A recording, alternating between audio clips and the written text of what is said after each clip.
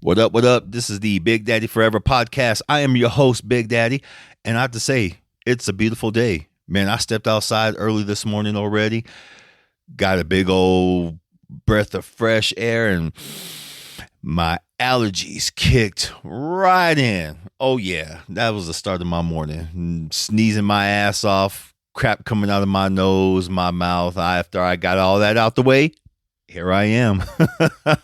I tell you, you gotta love this dry ass weather season because no matter what, it's always an adventure, man. Whether it's your allergies acting up, whether it's the neighbor's kids yelling, whether it's the neighbors across the way yelling, whether it's the construction across the street acting up so early in the morning, like y'all, come on. But then again, I'm an early bird anyway, so I don't know. It really shouldn't bug me. It really shouldn't, and it's all good. That's such as life, right? All the unexpected twists and turns, especially the yelling kids in the morning, "Mommy, I'm hungry." And then you hear her, "Shut up and go back to bed." I was like, damn, you're just hungry. Shit. Anyway, folks, I hope all is going well. It's been one hell of a week, hasn't it? I will not really speak on that incident that happened because personally, if I was Chris Rock, shout out to him, by the way, bro, you handled that well. Will Smith, you handled that like a little bitch. Seriously. You preach violence, you preach nonviolence and love and everything. But yet, what did you do? You had a bona fide, straight up boondocks nigga moment. Man. So that was pitiful. That really was. I was disappointed like everybody else. And I hope that Chris Rock is healing well. Will Smith, I hope you're healing well too, man, because, yeah, that was a bitch move, dude. Seriously. And as far as Jaden's comment goes, Gideon, his response back to that, savage. Just savage. Damn. Anyway, folks, this lovely podcast is brought to you by crazyhoodies.com, spelled with a Z. Go over there and get all your latest gear, all the latest fun stuff. I'm coming out with more designs. I'll have a lot more designs. I've been coming out with, Been making up new stuff that hopefully everyone's going to enjoy. I know I enjoy it. I love everything I create. So shout out to all the folks who have been buying the merch, all the gear, everything. Thank you so much. Thank you for a lot of you who are sending in pictures for me to post on my Instagram so folks can check out. So yes, thank you. A lot of you requested lots more colors for the shirts, for the hoodies coming your way. You ask, you will receive, because thank you. Thank you so much. When I first created crazyhoodies.com, I didn't think anyone was going to go over there and buy stuff, but people have been, and I'm grateful. Man, I am very, very grateful. So shout out to y'all again. Crazyhoodies.com. Please go check it out. All right, folks. As we do around this time, I can't talk for shit this morning. It's probably because I'm really relaxed. I know I got to go do quite a few stretches and massages this morning. And that's probably why I'm all excited, because I'm just grateful to be in this line of work. I'm grateful to have something that's allow me to have a sustainable life right now and push forward with other projects that I'm doing in my life so I can keep pushing towards my dreams and keep pushing towards a good lifestyle. And I am grateful for that. To me, it's not about the money.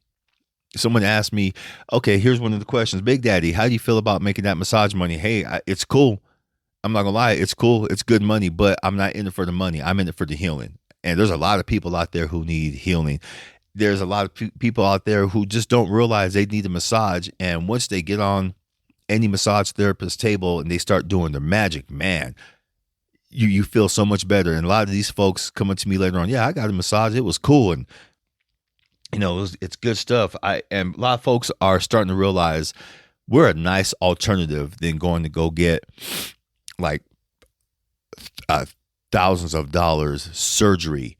Something that can be, if we can help some way, shape, or form in facilitating some kind of healing on surgeries that you need, which we do get a lot of people who come into, especially our clinic, saying, hey, well, doctor said I got to get this surgery.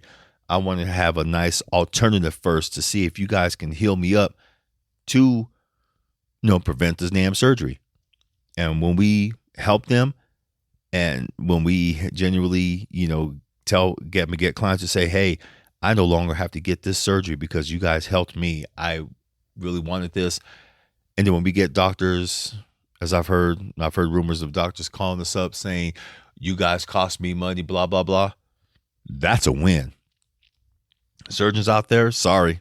If we can help people not get that damn $150,000 surgery or however much y'all quote them, and to help push towards your little house or your vacation or that Bentley that you want, any of that bullshit, then so be it. Besides, I ain't getting none of that damn money. So y'all kiss my ass with that. I don't care. It was all right. More questions. Let's jump to some more questions. Here's one that really kind of threw me, but at the same time, I'm glad I'm answering this one. Big Daddy, is massage good for people with PTSD? Yes, it is. As someone who works with, veterans, well, people in our clinic, we work with the veteran affairs and stuff like that. We get a lot of, current soldiers and or former soldiers in there who, they're going through their PTSD issues. Depending on the modality, I would recommend either a good craniosacral, which is basically a very, very minimum touch modality where you're just moving the client's energy. You go to different still points, their head, their shoulder. You put a hand behind their back, a still point behind their back, and other areas. And that's all you're doing. You're helping to facilitate some good healing. And a lot of our PTSD clients, they love it. They can't handle traditional massage in the sense that, it's very hands-on, varying pressures, and some of them don't like those varying pressures because they have, because of their PTSD, of past experiences being out there on the front lines and stuff like that. Another mode is, I say, acupuncture. Acupuncture, yeah, you get the needles put in you, but you really don't feel it. You really don't, and you're going on different energy meridians on the body, which help facilitate healing as well. A lot of our PTSD clients, well, we no longer have our acupuncturists, but we know a lot of good acupuncturists within the city that we love to direct, other clients to. They say all the time, yes, we see high results with what we do on these particular clients. So yeah, massage is very effective, and other modalities are very effective on PTSD clients. If you suffer from PTSD, if you feel like a straight up massage is not going to be in your best interest, then look into craniosacral and acupuncture. You won't go wrong. Seriously, you won't go wrong. Very, like I said, very minimal touch, highly effective, and I hope that no matter, even if you don't have PTSD, help facilitate your healing. You deserve it. In this day and age of everyone wanting to be in their damn feelings and motherfuckers slapping people and fist fights and, riots and everything what's going on, and then people just getting on their feelings in general, you need a good calming modality to help you, help you along your way. There's nothing wrong with it. It's not, shameful or anything like that, because what's shameful to me is if you don't acknowledge that you need healing. That's shameful, because then you're living in all your own bullshit still, and you're not trying to do anything to get better. I'm not trying to shame you either into trying to get any kind of healing. That's just my opinion. So I hope that helps. All right, let's jump into this next question. Big Daddy, what's something you used to love but lost interest in? I've been stewing over this question for the past week when I asked it on Instagram. There's a lot of things that I used to love, but not anymore. My love of DC Comics. Seriously, it's the same story over and over again. They keep rebooting their damn universe. I'm just over it. I don't know where to start or begin anymore. I don't know what books to pick up on. KMB, he covers all this stuff on his podcast and stuff like that. And I look at him sometimes like, why'd you even bother? he buys the comic books just so he can keep up with the story. But sometimes I'm like, is it worth the money? To me, it's not. That's why you get these apps. That's why you get these apps. And when it comes to DC Comics, I'm sorry, I don't. I'll look at the app before I go and buy an actual DC comic, unless it's something that I really, really want, like the current Suicide Squad Black Label comic. Man, that's taking the Suicide Squad on a whole different level that I never thought was possible. Y'all gotta check that one. That's one I would recommend. But DC Comics is one I no longer love. Shoot, something I used to love but lost interest in. Football. Football is something I used to love, but as I grew up being more of a martial arts person, and some people, I mean, they take football to heart. They are all about that damn game, and more power to them. And the reason why I really don't love it anymore is because people come at me half-assed. Well, you actually don't like football? No, give me Ultimate Fighting over football. Shoot, I'm because I'm a fighter. I've played football. It was fun. Not gonna lie, it was fun for those who stuck with the game or who have continued to have vested interest in the game, especially amidst all this fantasy league football shit that I just absolutely still don't fucking get. Aside from them wasting money betting their teams on certain other fantasy draft players. I don't know. I just don't get it. I used to love football. San Francisco. I can't stand San Francisco. I can't. New Orleans Saints. That's always my team. My grandpa Gaddis, that was his team. He was a diehard Saints fan. Rain or shine, he didn't give a damn if they had a good season, bad season. He was a true Saints fan, and that grew on me. So football's one, or the second one that I no longer love. I don't know. That's probably mostly it. There's a whole bunch of there's some more. I'll keep that personal, but those are the main two. Yeah, DC Comics and football. Though, yeah, I used to love them, but lost interest in. So maybe someday I'll get it back again. What's this next question? I'm gonna find my notes. All right, Big Daddy, what does patriotism mean to you? Well, I'm answering this one because that's to me.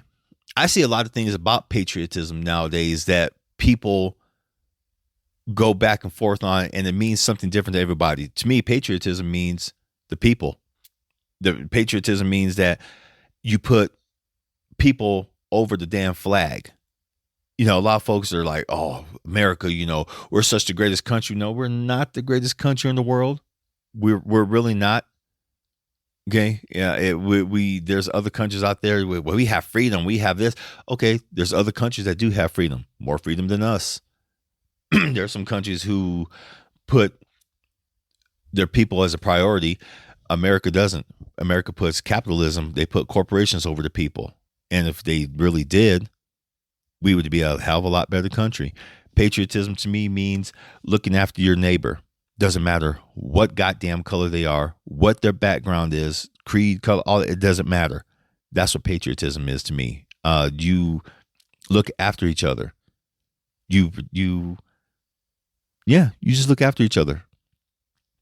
There's too many people nowadays who look a certain race, certain color, whatever, and they feel like their end all be all definition of patriotism is what it is. You got liberals, you got conservatives trying to define what patriotism is, and none of that fits with me. I love my definition of patriotism. Look after your neighbor. Most of all, protect your damn self. You have every right to protect yourself. That's patriotism. You put people over the flag. I've gotten some conversations with some people who come into my massage table, ask me crazy questions. Some who've actually listened to the podcast, which thank you very much. But they get on their feelings about certain kinds of these things, and I don't know. The patriotism just always seems to be the one that comes up.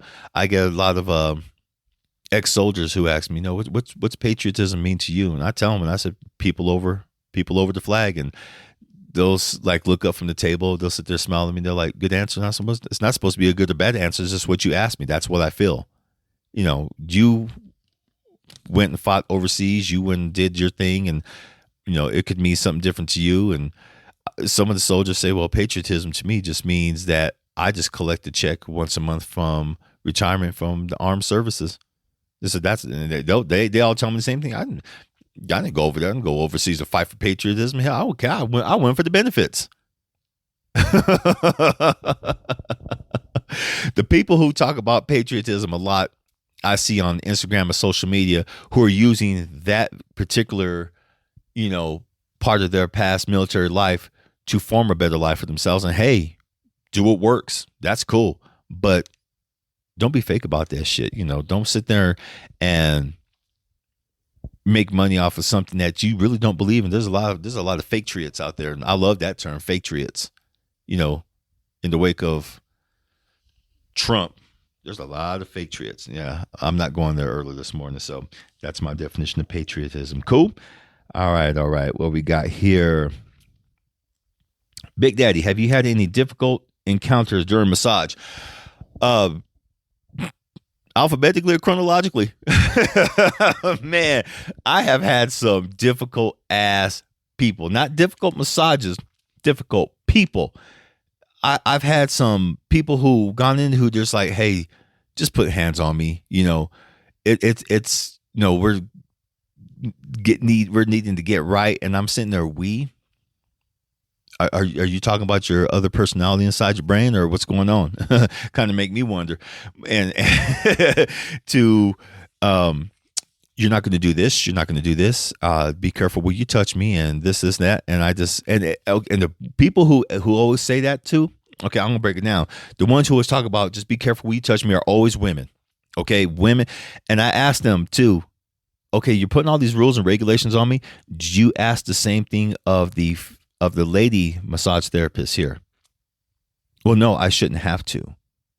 No, they already know. But you know how male massage therapists are, and they smile at me. I'm like, no, why don't you tell me? And they sit there, they look at me. Well, a lot of them get handsy, a lot of them this, a lot of them that. Well, ma'am, if you feel I'm going to do all that, why are you here? And I know I tell some of my other fellow massage therapists, some of my encounters, and they just sit there, they just look at me like, oh my God, Phil, you can't really say that. Yes, I can, because it's my license. I have a right to protect myself as well. I have a right to kick that person off my damn table if I feel that they're going to get too toxic for me. I'm there to work. I'm there to do healing. I'm not there to take no one's bullshit about how to do my damn job. Boy, those ones are the worst. And it always seems to be the women who always come in on my damn table. Please don't do this. Please don't do that. And you're the first male massage therapist who ever had hands on me. And sometimes I take that as a compliment, and I know deep down, I know which ones are bullshit, but I know which ones who I actually divergenize from their female therapist. And it cracks me up because some of them, they're like, they come back now. Boy, they're like, oh my, you're really good. I know. Thank you for giving me the chance. There's a lot of guys too out there who do the same damn thing. They come in on my damn table all nervous, and man, I can't believe I'm here. You're here, what, here at Mountain Medicine? No, here on your table. I'm letting another guy touch me. Oh, okay. Well, I'm going to tell you like I tell everyone else. If you feel uncomfortable, we can cancel this session, and I'll make sure that you don't get charged, and you can wait for someone else to give you a massage. Oh, no, you know what I mean. I said, no, I don't know what you mean. I'm not a mind reader. I said, I'll say in a heartbeat, no, your tendencies towards other men touching you, that's your business. I'm a healer. I put hands on all kinds of people, all shapes and sizes. And to think that nowadays people are still stupidly closed-minded like that, I shouldn't be surprised, but I am. And it's pathetic. It really is. But, to each their own. I'm there for the healing. And I've had people, and I haven't had anyone ask me for, a send-off yet. But the day they do, I'm gonna send them off all right after I punch them right in their fucking nuts or punch her in her damn cooch and then get off my goddamn table. Bye. Out. And I'm not even gonna close the damn door. I'm gonna hold the door open. Hey, out. Out. Now. Well, can you close the door? I can hear my no. Can you close the door so I can get no. You didn't have no decency to ask when you asked me that damn question. Get your ass up, get out of here. If not, I'm just gonna yank them damn sheets off you and I'll throw your naked ass outside. Hurry up. That's exactly what I'm gonna do. I've heard of incidences where the therapists have lost their license because they have kicked people off of their tables. And it's like, wait a minute. Aren't you supposed to be looking after us? But this whole thing of the customer's always right, thanks to Walmart, that's bullshit. And I've heard that before. Remember, the customer's always right, Mr. Massage Therapist. They won't say my name, even after I've told them my name 5 damn times. Those are some of the other strange encounters. So what do I call you? You call me by my name that I introduced you to 5 times already. And it's very plainly clear that you're not interested in learning my damn name, which is fine, Mrs. Client. I can play that funky energy right back. But then I stop and I realize, why are you doing that to yourself? Why don't embarrass or humiliate yourself. Don't lower your level to their damn stupidity. It's not worth it. So other massage therapists out there, if you happen to listen to this, no, don't lower your vibe to meet them at their stupidity. I'm learning that and I've gotten better, but it's still hard. That old Philip kicks in where I just want to, you want confrontation. Let's do it then. But I'm learning. I have a long list of people who are no longer welcome on my table. I know mountain medicine doesn't like that, but I have to protect me. Besides, I'm a contract worker. I'm not a paid employee.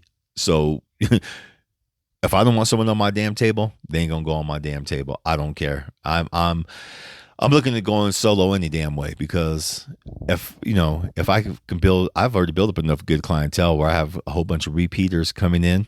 And thank you very much.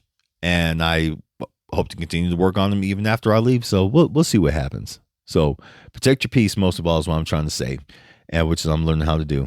So all right, let's get into this next question. Let me see. I answered that one. Answer that one. I love this one. Big Daddy, why are you so passionate about sex and stretching? Hell, why aren't you? Man, as I've said before, stretching and sex go hand in hand. When you're trying to do the do, if you catch a cramp, boy, what should that tell you? Take care of yourself. I hate catching cramps during the do. Man, I've learned the beauty now of doing the butterfly stretch every damn morning. I wake up, first thing I do in bed, I kind of like do like a cat, just like wiggle around and get that fascia going throughout that fascia loosened up and the blood going throughout the system is what I meant to say originally. But when you get out of bed, touch your toes, hold that shit, take a deep breath, relax into it, and just let it go and just touch your damn toes. Or if you're in bed, depending on kind of softness of your bed, mine's a little firm, so I can do those in bed, the butterfly stretch. If you're doing yoga, congratulations, you're way 500 steps ahead of the game than the average person who doesn't stretch. You know the benefits of stretching. And if you're having sex, then boy, hey, no cramps for you unless you're not hydrating. If you're not hydrating, then and you're still catching cramps during sex, yeah, that is your fault. So no, most of all people, there's no reason not to stretch. It doesn't take much in the morning to stretch. I hear people, I've heard clients, I don't have time to stretch in the morning. Yes, you do. You can make time. If you make time to cook, if you make time to brush your teeth, if you make time to get ready in the morning, if you make time to have sex with your other half, if you have time to get up and watch your favorite show, you can stretch during your favorite show.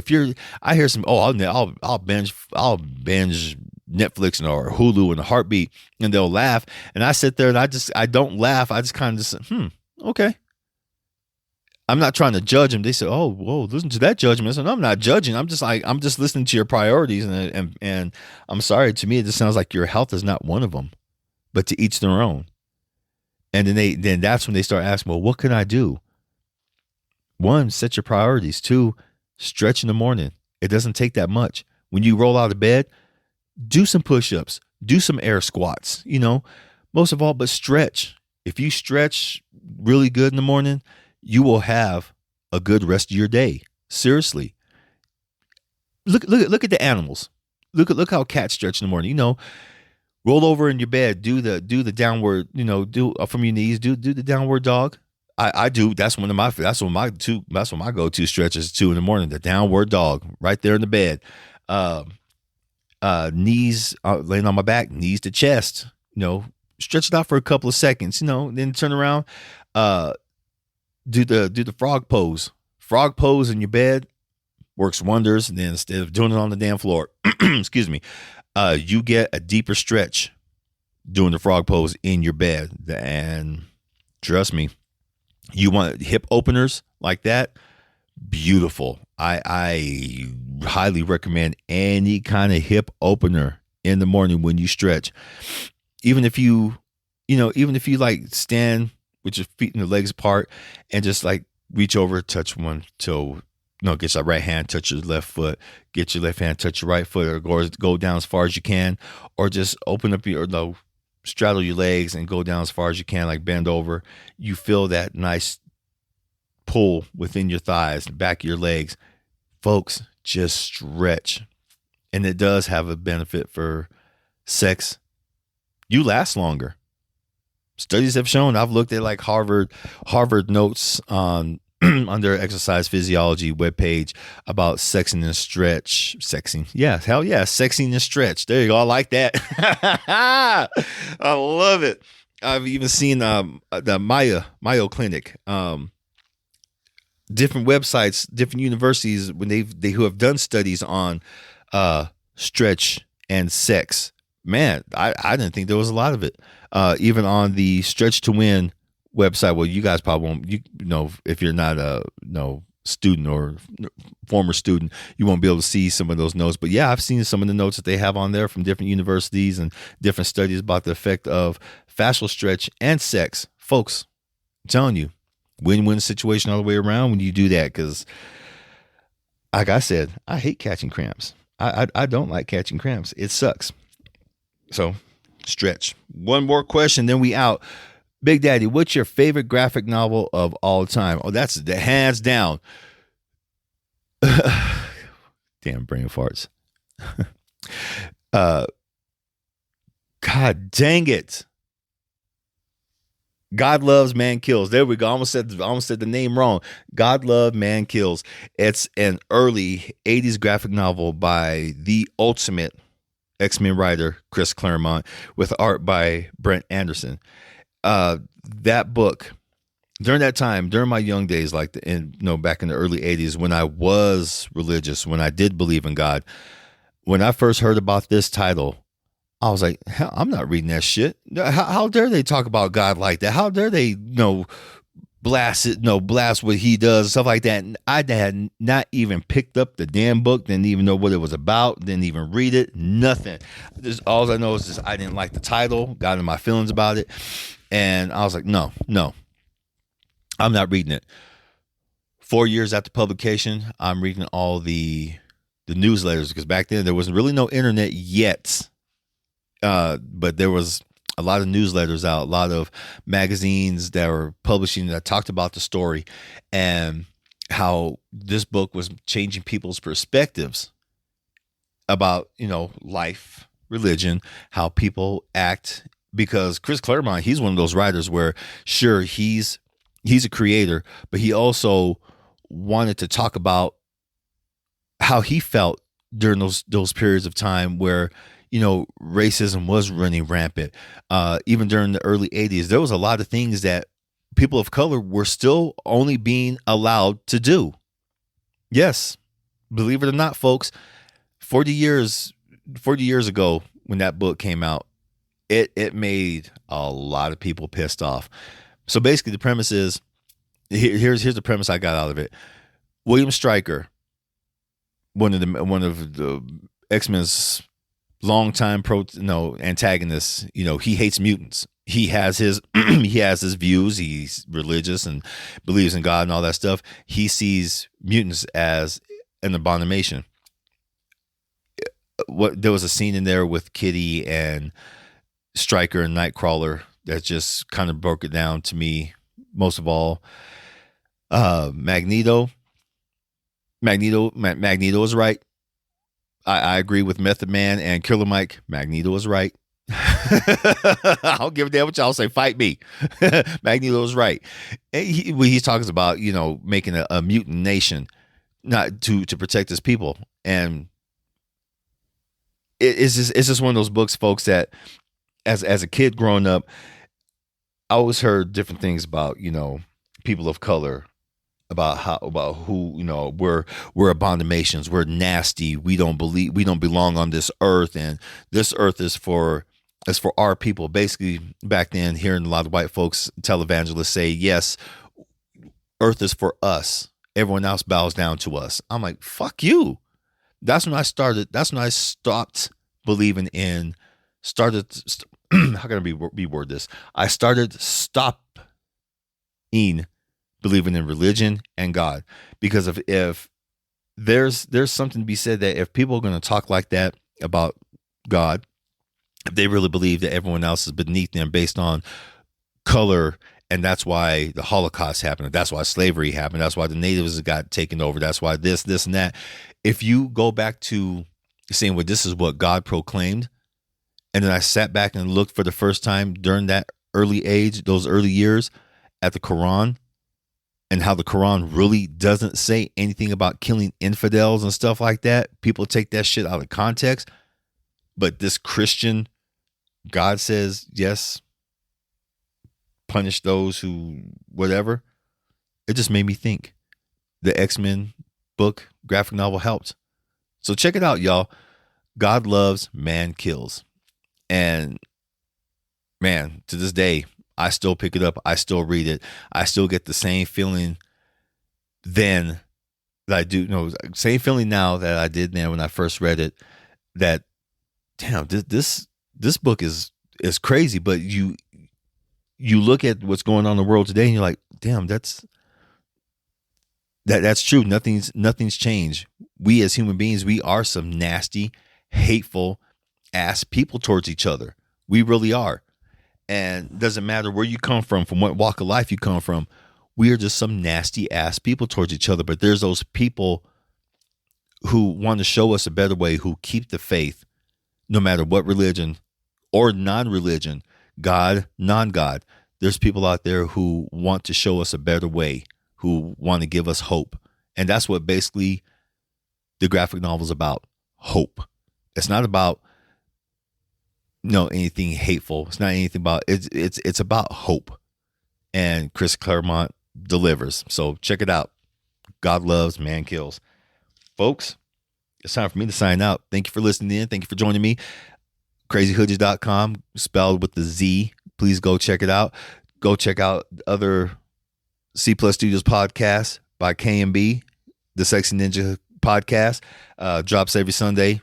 Mine drops every Saturday. I try to drop every Saturday, but if I get a wild hair during the week, I'll drop a podcast whenever. So don't look for me to be really consistent with this podcast, even though I'm doing my best to. Okay, I could have done this podcast earlier during the week, but just for some reason Saturday just feels good.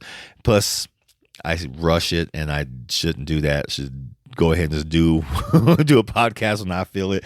So check us out, folks. I'm on the C Plus Studio Instagram page as well as YouTube, our Buzzsprout, and I have my own YouTube channel, Big Daddy Forever. So please like, subscribe, support, and thank you for supporting anyway when you buy my merch and gear from crazyhoodies.com. This is Big Daddy signing out. Thank you for checking in. Thank you for listening, and I hope you have a very beautiful, productive, bomb-ass day and the rest of your week. Peace.